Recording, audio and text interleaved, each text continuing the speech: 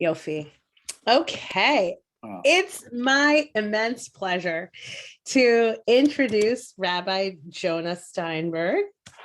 Born in Canada and raised in downtown Toronto and in Vienna, Austria. Jonah received his bachelor's at Brown University and his master's, MPhil, and PhD degrees at Columbia University.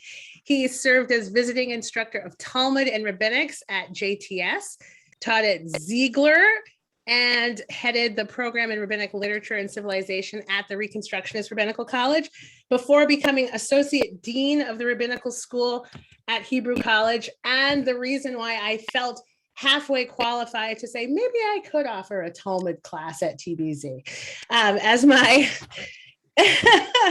my first Talmud instructor. Jonah received the New Scholar Award from Harvard's Journal of Feminist Studies in Religion and has published articles exploring rabbinic sources and traditions and ways in which this legacy can inspire us today. And he currently serves as the executive director of Harvard Hillel and Harvard Chaplain. So without further ado, it's my pleasure to turn it over to Rabbi Jonah Steinberg.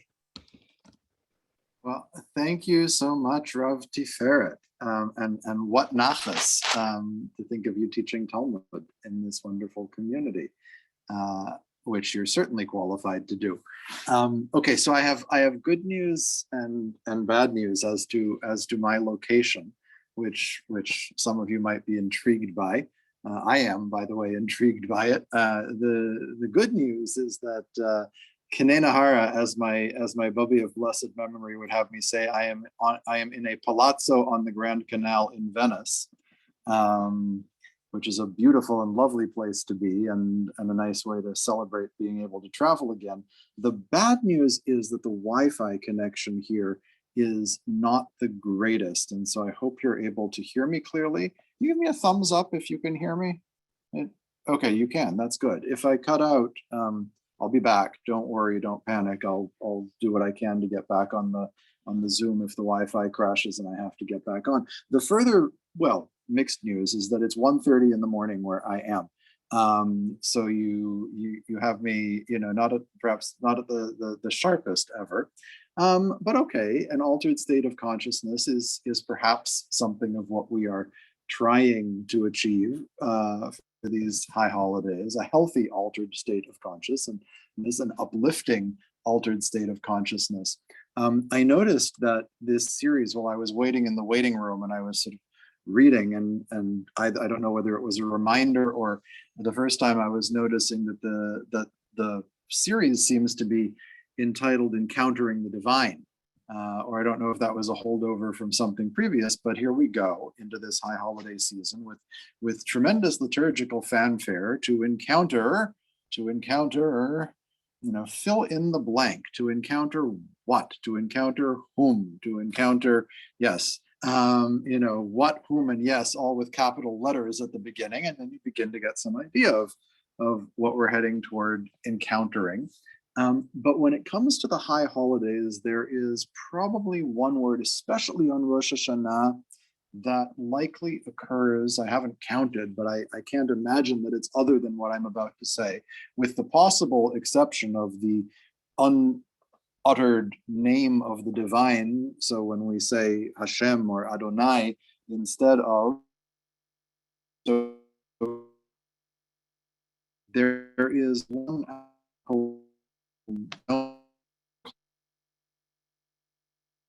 and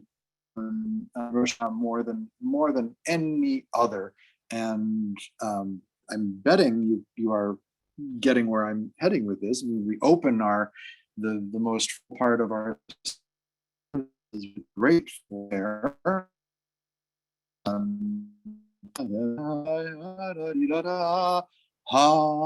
Fill in the blank, HaMelech, right? The king.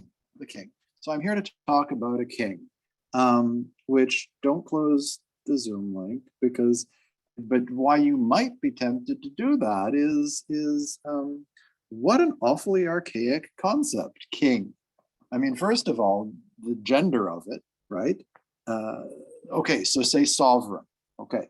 But even if you say sovereign, still, we're in a bit of a problem, especially as North Americans. I mean, I'm a subject of the Queen of Canada, which is a thing, right? I mean, in other words, Her Majesty Queen Elizabeth II, among her many titles, is Queen of Canada.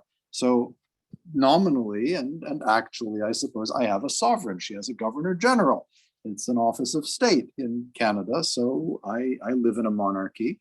But you don't, as citizens. I don't know if there are other Canadians here, but citizens of the United States of America, you fought a revolution to get rid of monarchy. You've read Thomas Paine. You have common sense, and what's a king good for? I mean, a king, after all, is a tyrant. You know, this is what we're reading about, by the way, in this very week's Torah reading. And our Torah takes a relatively dim view of the penchant we may have, of the yen we may have as a people, to impose upon ourselves a king like every other nation seems to have. Well, why should we want to be like every other nation? Why should the United States want to be like every other nation? Although I'd say in the past while, in very recent memory, the country has come about as close as ever since the revolution to flirting with the concept of an imperious executive, and there seems to be some desire for that. But let me ask you, and I want to make this a bit participatory at a start. You know, what is a king, or Queen Elizabeth II for that matter? What is a sovereign good for? What is and open your minds to the possibility of considering that a king or a sovereign, a queen, might be good for something. I mean, you know, hazardous as the institution obviously is, and here I sit in, you know, they had I guess ducal palace just out the way there, with the Bridge of Sighs over to the dungeon, right? So hazardous to have a monarch, but let's go with it for a moment. After all, we're going to be saying this word, or seeing this word at least, again and again and again and again in our machzor. And by the end of our, call it hour together, but to be merciful,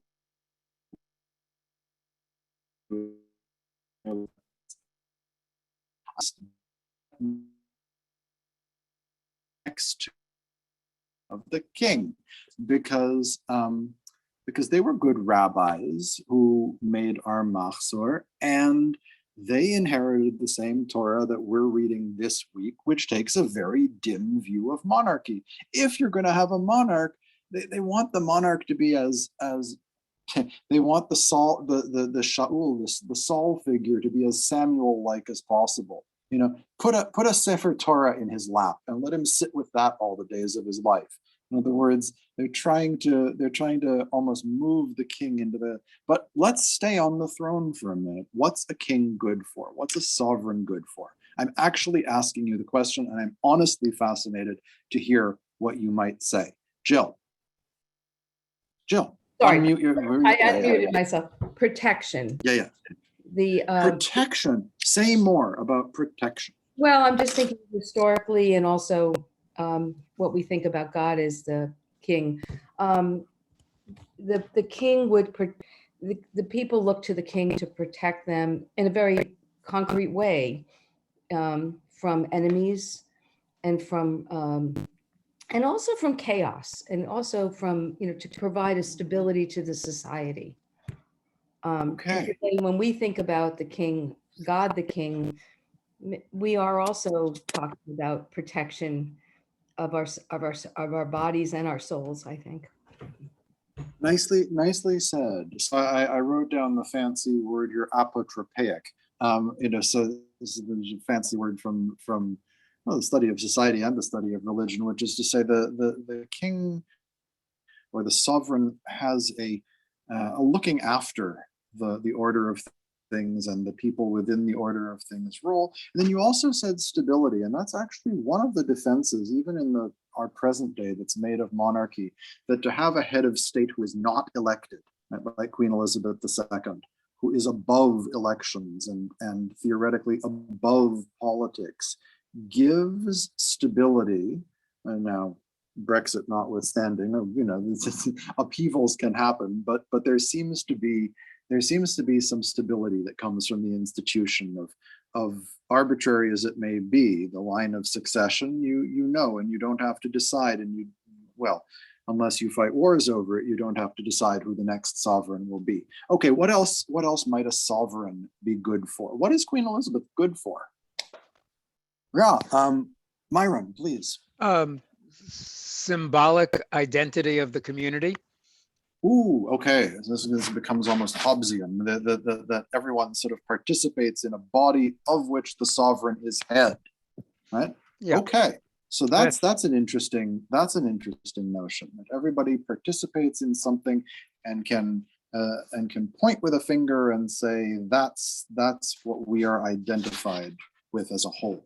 Okay, good. What else is a king good for? What is Her Majesty Queen Elizabeth II, Queen of Canada, good for? Silence. You're good Americans. Good for nothing, sovereigns, right? But try. Let's take two. I really want to hear two more notions. Just push yourself to come up with something, because it'll help me start in on this with you. Yes, Susan. So it's kind of in line with what Myron said, but it's about unifying, in other words, kind of a unifying person, and also giving everybody a sense of belonging. So it creates a sense of community, that you all belong to this community where this person is at the top. Yes, and one of the problems with belonging, by the way, and you're absolutely right. I'm grateful, Susan, for what you've just added to the picture. And this points to maybe another thing that I will add to the table. What a sovereign may be good for is ceremony. There is an awful lot of ceremony that tends to surround sovereigns. Susan, as you were speaking, I was thinking of having seen the elevation of the late Chief Rabbi, Lord, actually eventually Baron Jonathan Sachs. And it is fascinating what happens in the House of Lords when a baron is created. And that, by the way, is the verb that is used, created.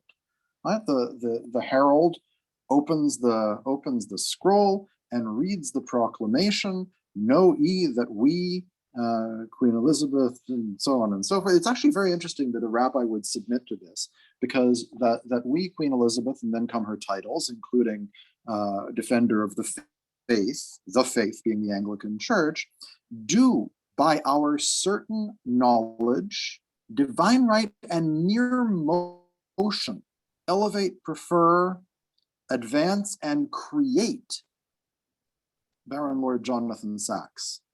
Right? Hey presto, something is actual in the world that wasn't before, right? We have created a baron by mere motion. In Aramaic, we would say be'ata kalila deleit be mishashuta, with the letter hey, with which God creates the world, according to the letter that is nothing more than a breath, mere motion, just by willing it to be so. So I'll come back to that in a moment. Jill. Yes, Jill. Also, I know I've spoken before, but That's all right. the sovereign is bestowed with his or her powers by God. He is right. So there's this thing of divine, sovereignty is only defensible if in fact, it's interesting. Is it only defensible? How theological do you have to be to think that Queen Elizabeth II is a good idea as head of state? But what comes along, by the way, so I got sidetracked into this thing of creating a baron, but where I really was going initially was ceremony, right? I mean, there's something. Have you ever watched the state opening of British Parliament? It is a pageant. It is a wonderful. It is probably the reason I would be sorriest to see the monarchy go would be the loss of ceremony. And wrapped into that ceremony, by the way, are all the things you've mentioned along the way here. the sense of being held by something, the sense of, oh, we've done this before. We did this last time a parliament was elected. Now we're doing it again. The sense of a symbol that unifies and gives a sense of belonging, right? The sense of, and the sense of taking part in a body of which you can point upward toward a head and say, yes, that's us. This person somehow encapsulates or represents us. So all of those things and ceremony. I once in younger years thought, well, if they did away with the monarchy, they should still choose someone by rotation to be sovereign every year, just so that somebody can sit in that state carriage and drive to the Palace of Westminster and open Parliament. I don't care if everybody takes a turn, and maybe everybody should take a turn, but they shouldn't jettison the ceremony, because it's amazing. Right down to, she sends her what is it, gentleman usher of the Black Rod across from the House of Lords to the House of Commons, and there's this wonderful pantomime of recalling recalling the doing away briefly with monarchy of he gets the door slammed in his face, and that's why he has a black rod, so he can pound on the door, and then they let him in. But it's that moment of the Commons saying, it's really by our decision that we consent that there is a sovereign. Right? And that's another thing that sovereignty is, I don't know if good for.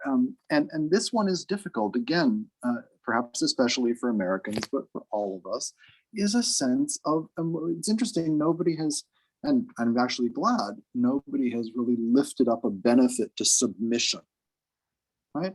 By the way, I think if we were in a Muslim congregation discussing what a sovereign is good for, submission might have come up earlier in this conversation. Islam meaning what it does, right? One submits to a sovereign.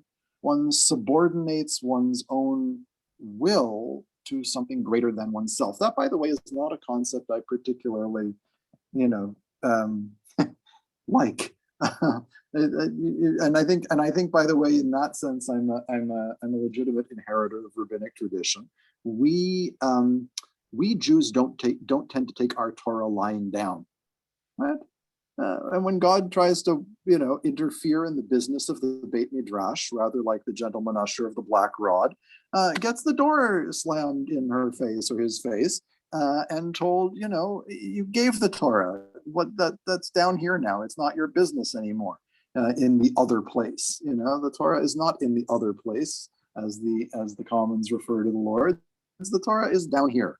But submission, that's an interesting one, which is to say there are certain foregone conclusions, at least nominally there are. Certain decisions that are pre-made and are not meant to be a matter of uncertainty. And that goes back to stability again. And by the way, I get uncomfortable myself saying these things because thankfully we're Jewish, and we perhaps don't quite cotton to that idea of submission, even if we give lip service to it by, and when you think of, at least in the Ashkenazi tradition of the high holiday Machzor, it is fanfare. The music is fanfare. You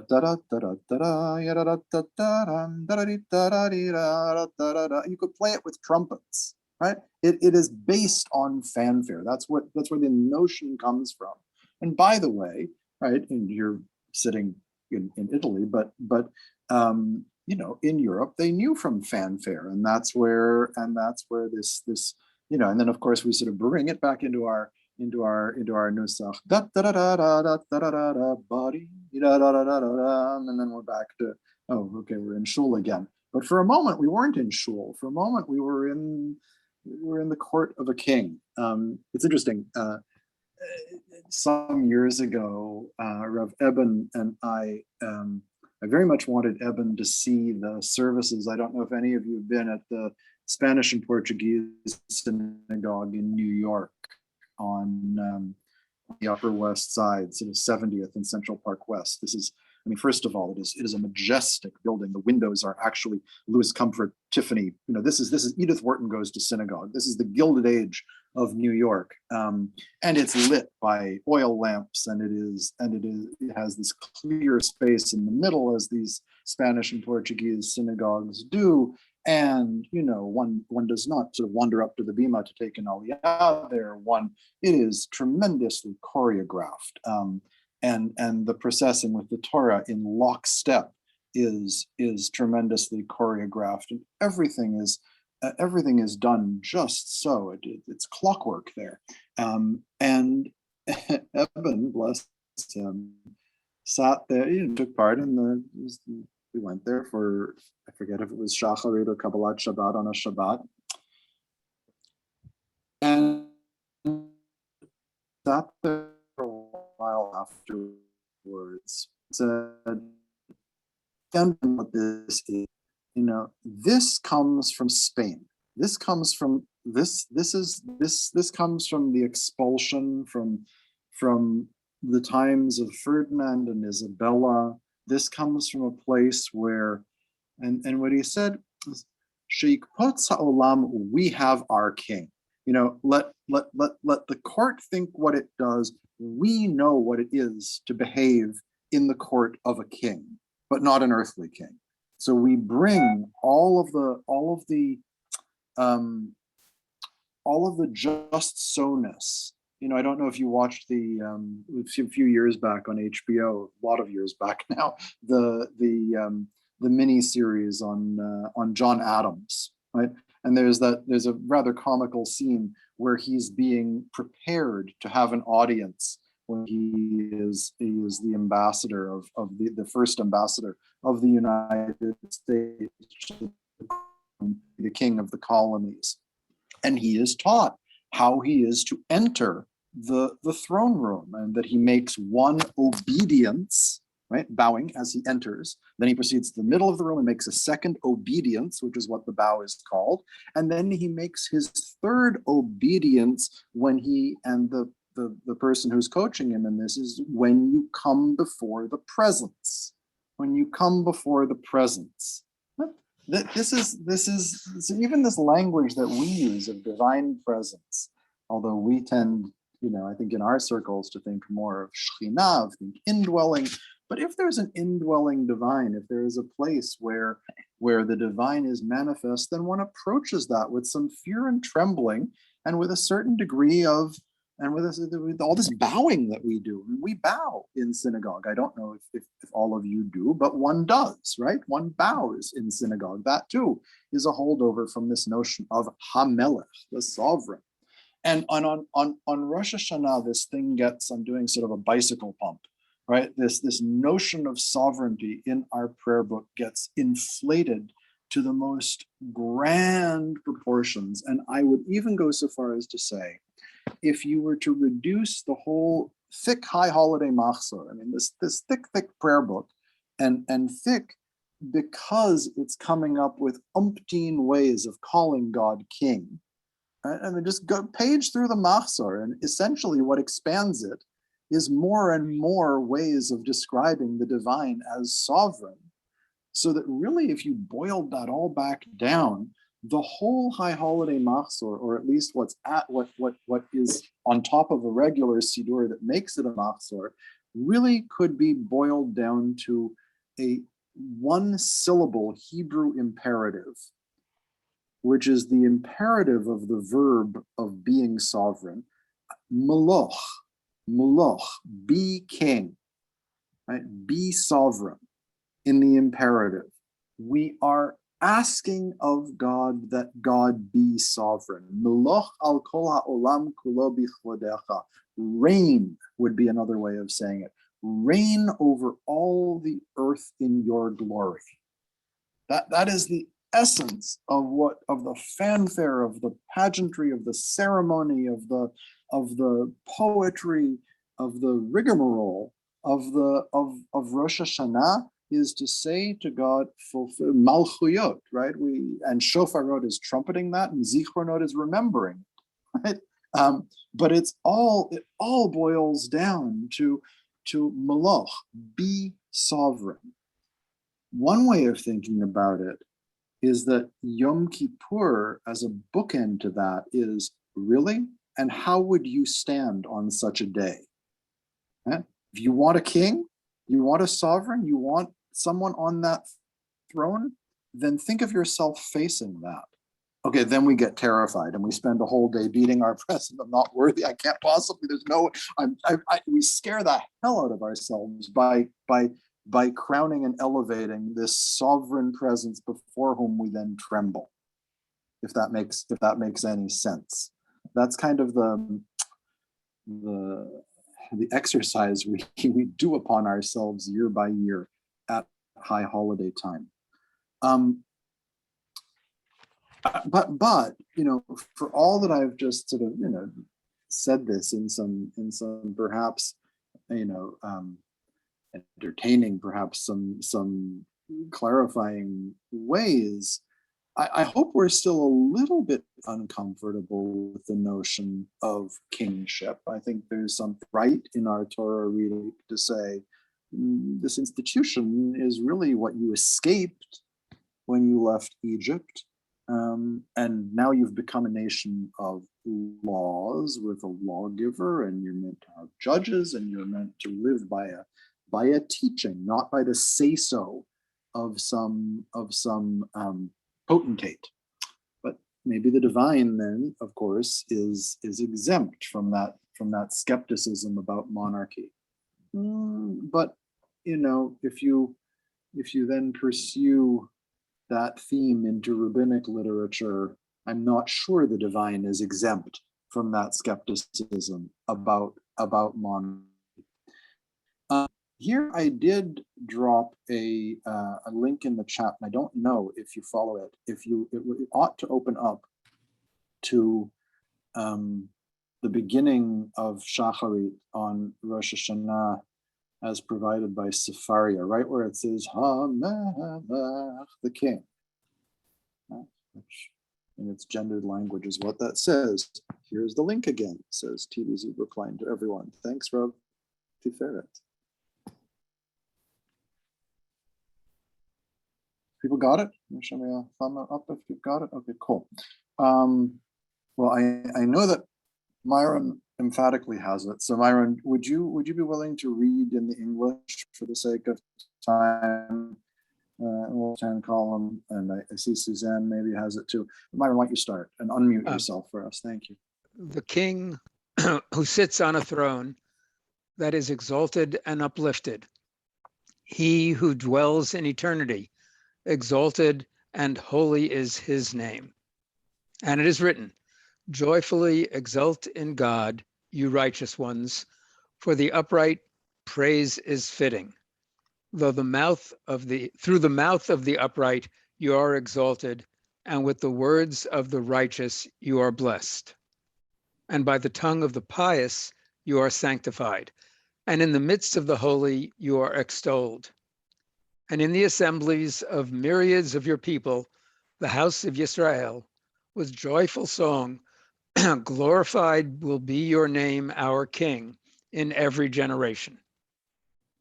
For it is the duty of all beings before you, Adonai, our God and God of our fathers, to thank, to extol, and to praise, to glorify, to exalt, and to honor, to bless, to elevate, and to acclaim you, even beyond all the words of song and praise of David, son of Yishai, your servant, your anointed. Okay, and you can stop that, because this, by the way, is the concluding blessing of Sukkot Zimra. Said our psalms, right? What we're doing here, particularly the high holidays, this is every shacharit, really, every morning prayer. We wrap up with this blessing before we launch into our dawn prayer, which proclaims God King. I want to do one other thing. If you own, I don't know how to tell you where this is, except that if you scroll way down, you will come to a block of text that's not translated. You see where it says right after English, scroll. It says, and creator of all things. And there's a block of only Hebrew text, which is symptomatic of the fact that Piyut is difficult to translate, so they didn't try here. This is the liturgical poetry of the high holidays. And if you scroll down below that, okay. So let's think about the person, not the person of the how do you say, grammatically, lexically. We've been talking in the second person, you, right? Before you, it is fitting kilecha na'eh, right? Because before you, such and such is fitting. Now we switch to a third person form here. Who has the text? Who's found what I'm talking about, where it says, he, the eternal one, illuminates the earth and provides. Do you see where I am? So Susan, do you want another turn reading that? You have to unmute. Yeah.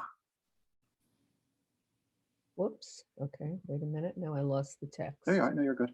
Okay. Oh, okay. Okay, wait a minute. I'll get it again. Let's see. Okay. He illuminates the earth and provides light for those who dwell on it with compassion, and in his goodness Good. Oh, can you hear me? And in his goodness renews every renews every day continually the work of creation. How many are your works, Adonai? You made them all with wisdom. The earth is full of your compassion, of your possessions. The king who alone is exalted. The king who alone is exalted from then, who is praised and glorified and uplifted from the beginning of time. Eternal God, in your abundant mercy, have compassion on us. Master, who is our strength. And so forth. I'm gonna stop for the sake of time. For the sake of time, I'm going to stop just there for a moment. So we've had second person address, and we've had third person description. And of course, those have both been singular, right? Second person singular, you, capital I, if you like, in English, and he, capital H, if you like, gendered there, of course, too. If you now scroll down to the next big block of Hebrew and past it, you'll find yet another bit of text, and this is not particular to the high holidays, but really all Sabbaths, and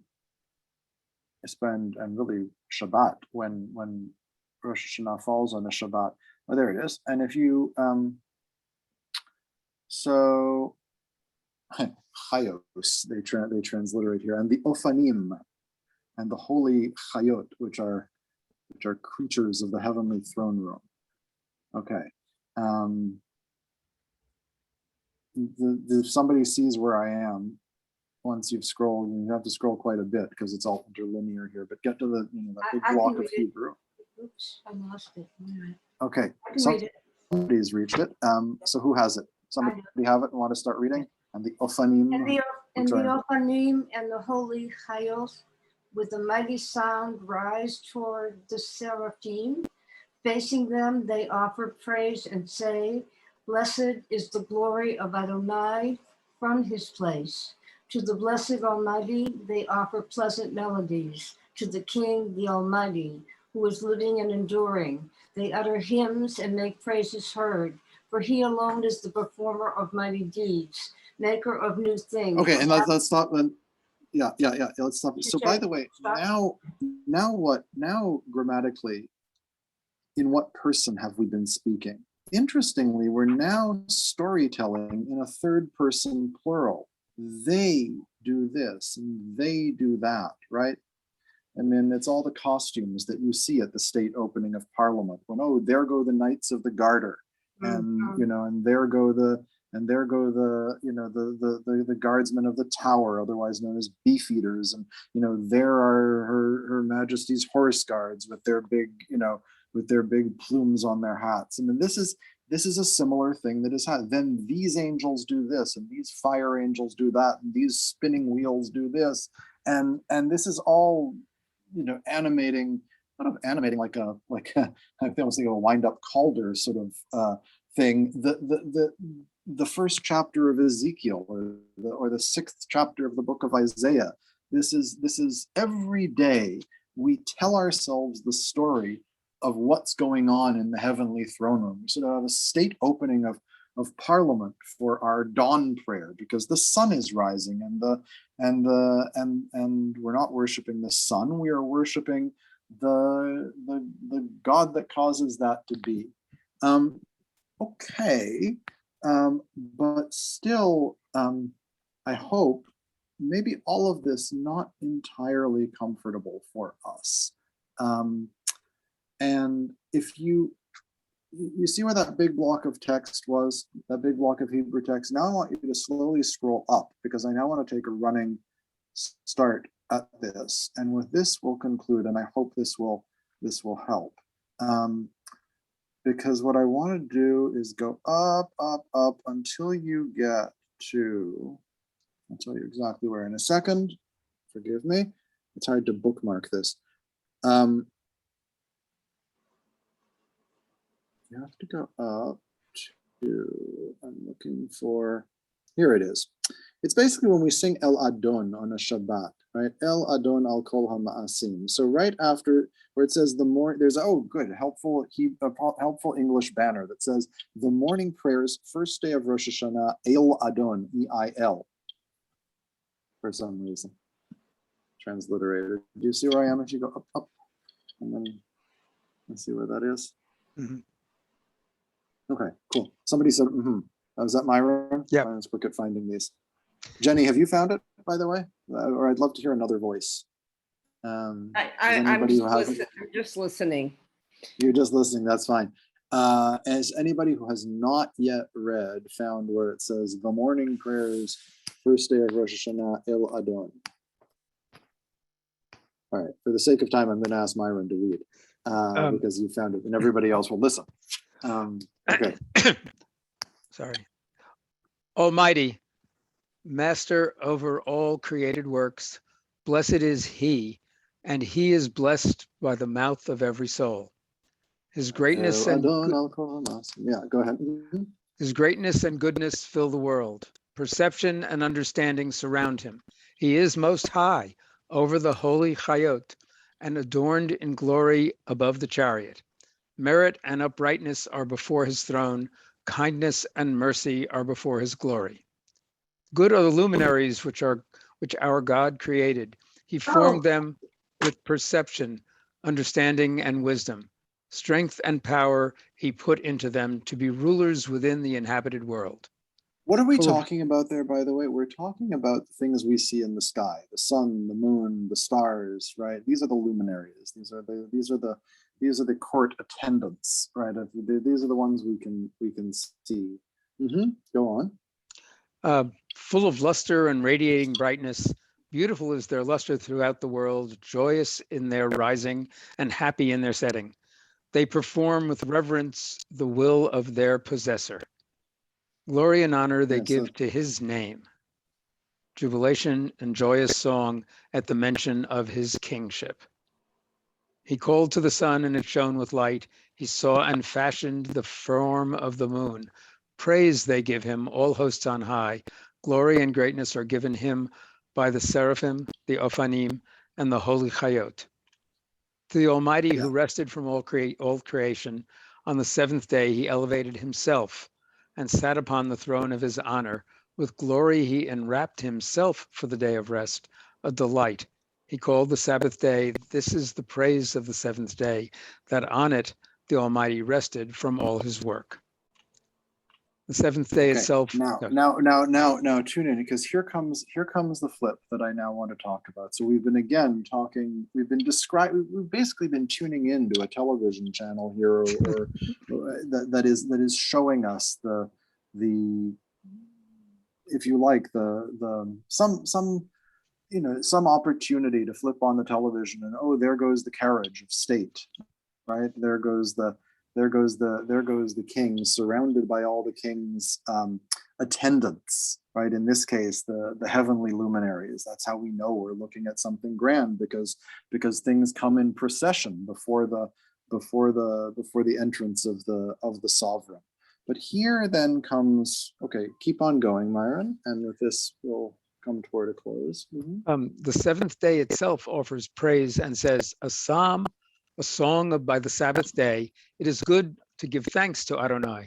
Therefore, glorify and bless the Almighty, all beings that he has formed. Praise, honor, and greatness will they give to the Almighty King, creator of all, who apportions rest to his people Yisrael in his holiness on the holy Shabbos day. Your name, Adonai, our God, will be sanctified, and your mention, our King, will be glorified in the heavens above and on the earth below. Be blessed, our deliverer, for the praiseworthy work of your hands and for the light-giving luminaries which you made. They will glorify Those are you. upstairs. They will Keep on glorify going. you, Selah. Be blessed, our King, and our Redeemer, creator of holy beings.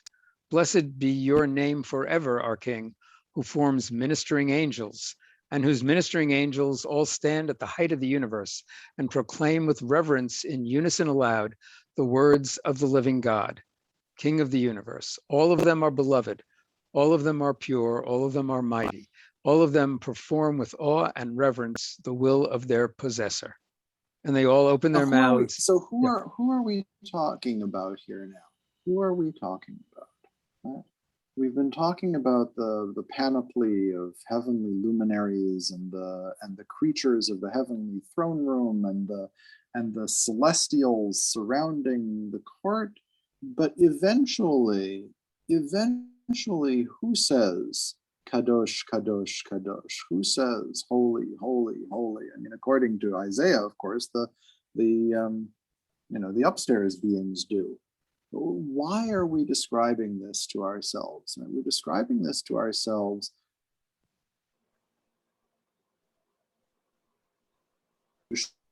of liberation, and then when we come to the on of these, trying to be as upward soaring as we can be, we're going to emulate. We're going to take part. We're going to say, me too. I want to be a luminary. I want to be a soaring seraph.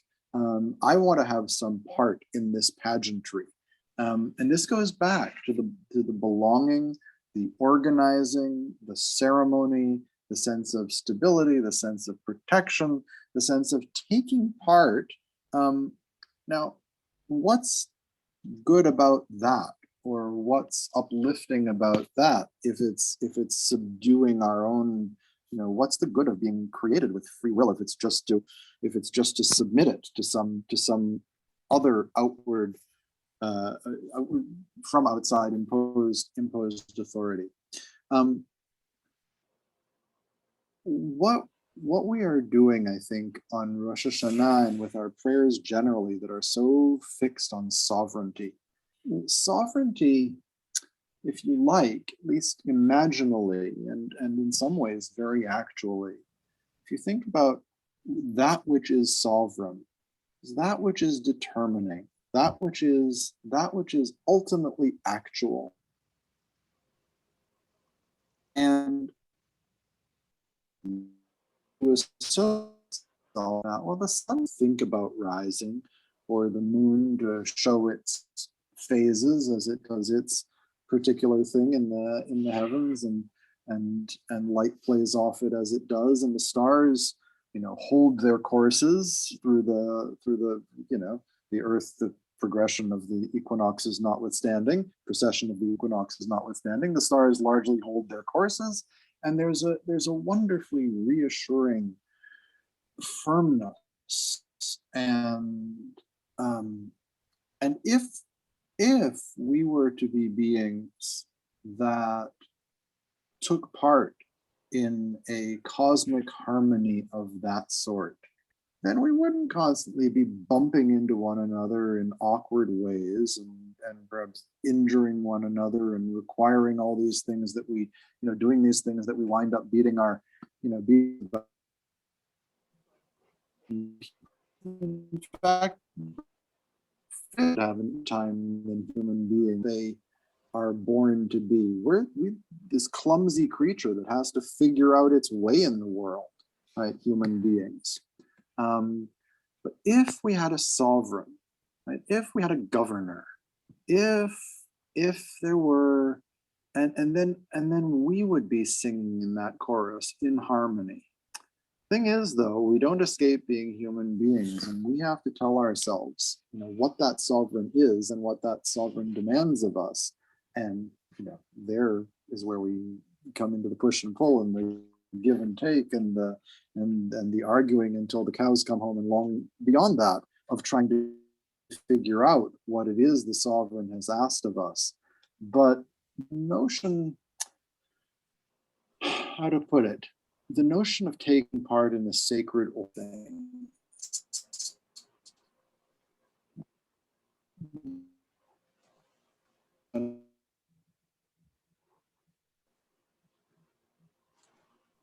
you want that sovereign reality to be? Is it in your life where you pop into a moment where you feel, yes, and now I am singing along with the angels or shining along with the stars, and all is right in the world. All is as it should be, and all is glorious and deserving of fanfare and deserving of some trumpeting and singing about. It's the closest I can get to what sovereignty is good for. Is if we think about what is it that we want to be sovereign? What is it that we want to be the governing reality of the way things are, such that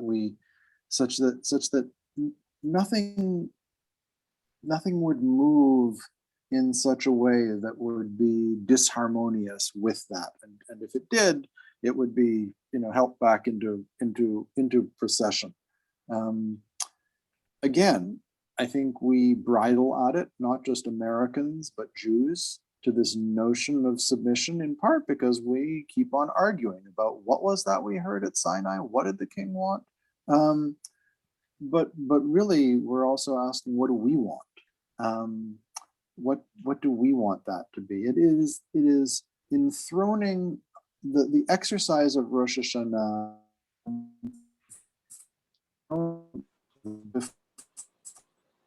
you can hardly because nobody lives up to it perfectly.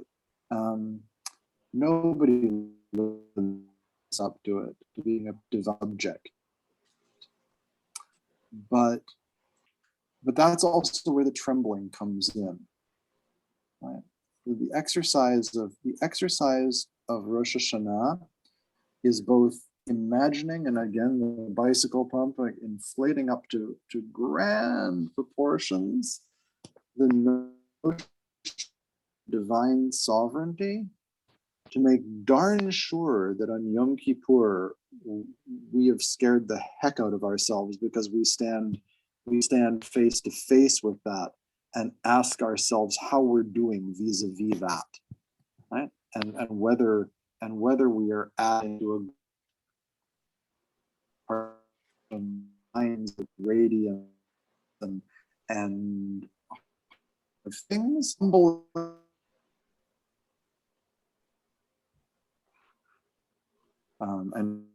and greater than a star, and that don't have a head for the body to follow.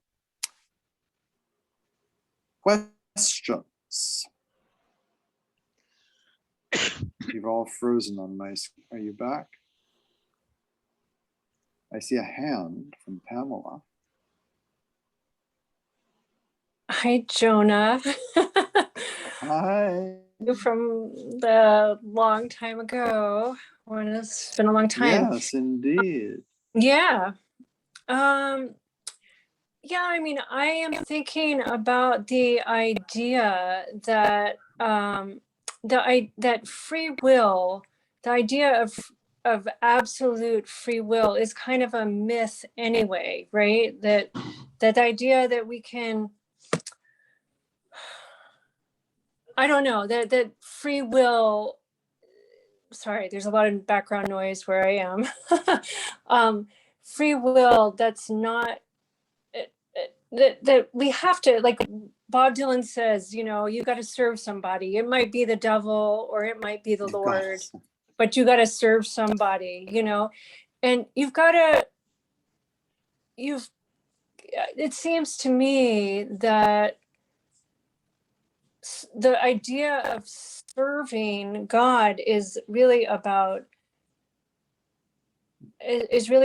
attaching yourself to an ideal. You know what I mean? And I think that's what you're saying, Jonah, that if we don't attach ourselves to that ideal, we're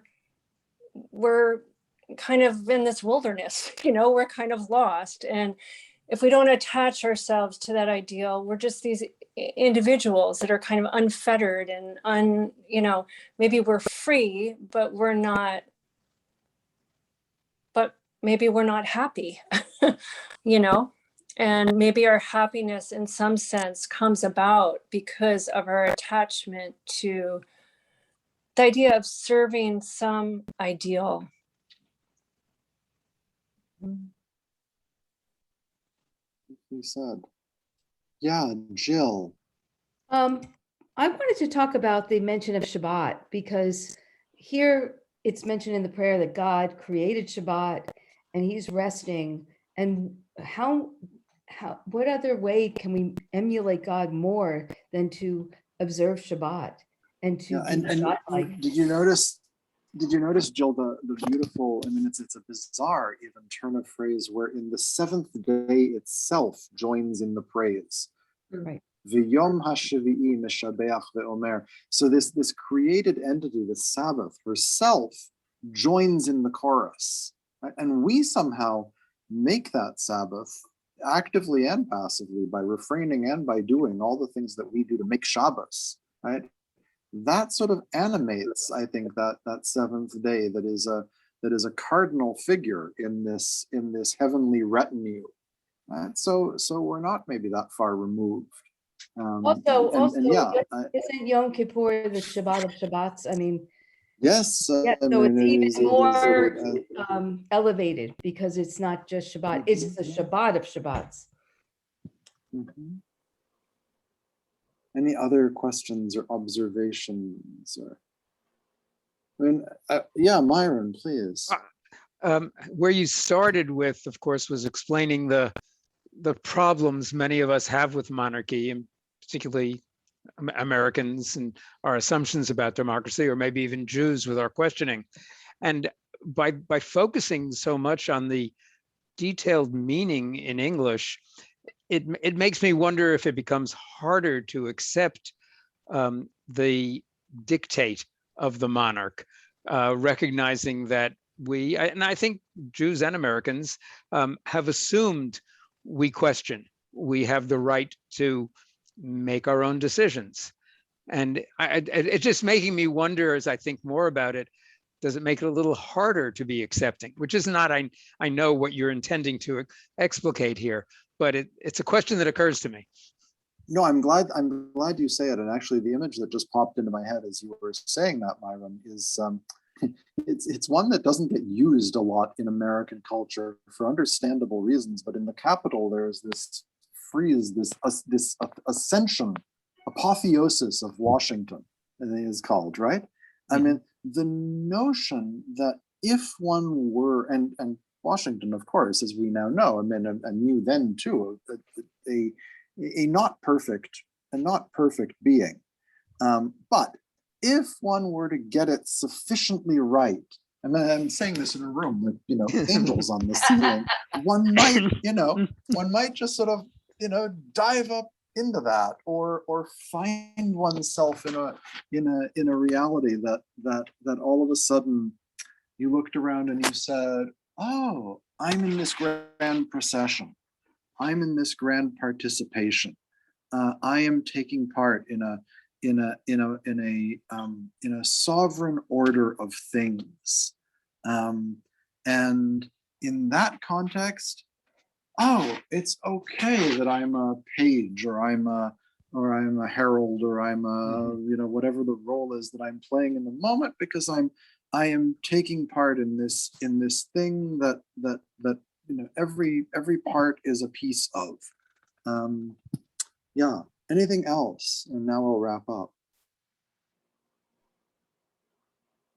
Yeah, it's about it's all the things you said at the beginning were exactly the things, participation, belonging, stability, unifying, and the sense of being cared for in that.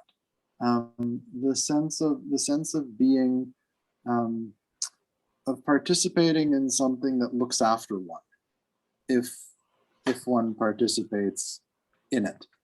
Our ancient ancestors thought of that in terms of king as the guiding and organizing principle. I think it's right that we wrestle with that and assert ourselves over and against that, and sometimes even, God forbid, but sometimes even slam the door in its face for a moment, only to open it up again, much as Blackrod gets the door slammed in his face and then opened up. Yeah, but we'll let you. Or what does she want to say? We'll go hear her read the speech that her government has written for her to read from the throne. Much as we read the Talmud, which glosses exactly what it is or argues over what exactly it was that we heard at Sinai. So we, okay, we accept this Torah, and then we pretty much tell God what it means. But knowing that I think it's the knowing that we're not quite getting there that keeps us moving, and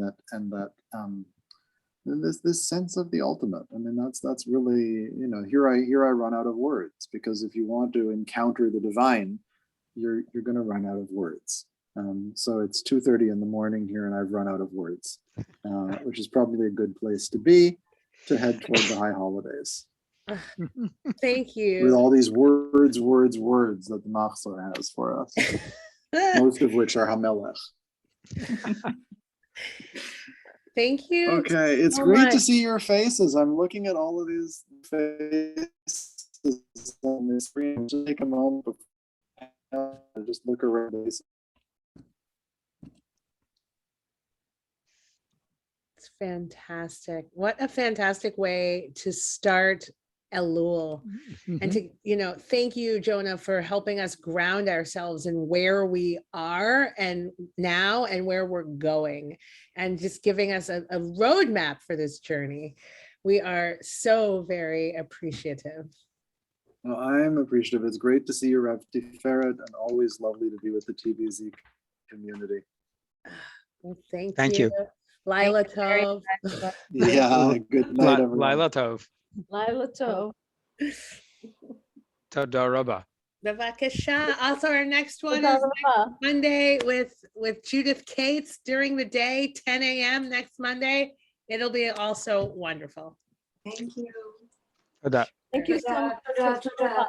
Absolutely. Lehitraot. Laila Tov. Hello. Laila Tov. A guten Schlaf, as some people say.